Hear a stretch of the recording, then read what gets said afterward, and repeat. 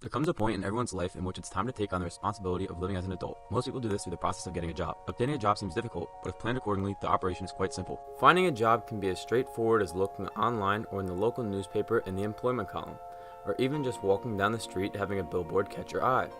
Most times a number will be attached to the advertisement to inquire for the job opportunity.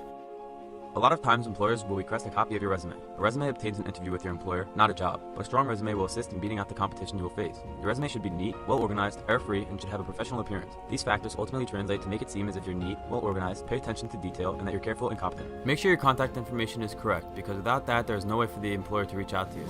Your resume should next include the details of your educational institution.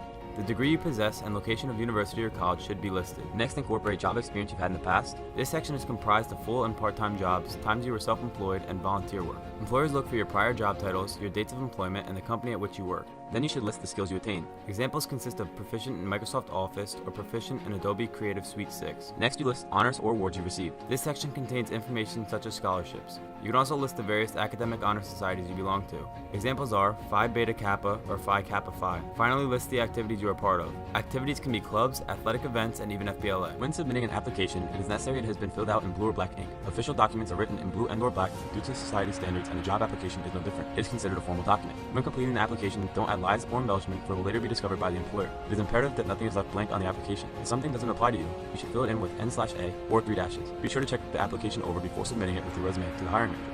Before heading into the interview with your employer, you should be conscious about the type of clothes you are wearing.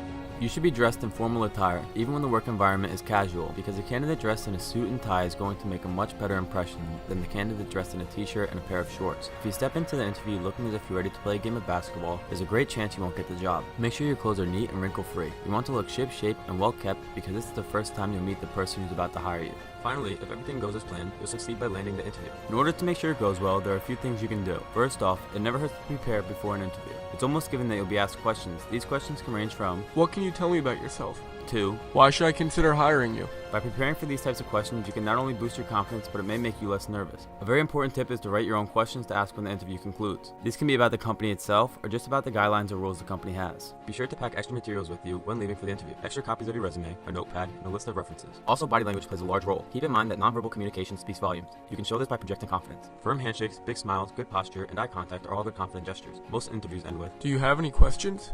This is where your questions you made while you were preparing come into play. You may say, "In preparing for today's meeting, I took some time to jot down a few questions. Please allow me to review my notes." You would then follow up with the questions you had. Also, another great tip is to email or mail the person you spoke to with a thank you letter, thanking them for giving you the opportunity to receive a job interview. Well, there you have it. By following these steps, you'll be paving your way to a new future. A future that will contain a profession leading you to success.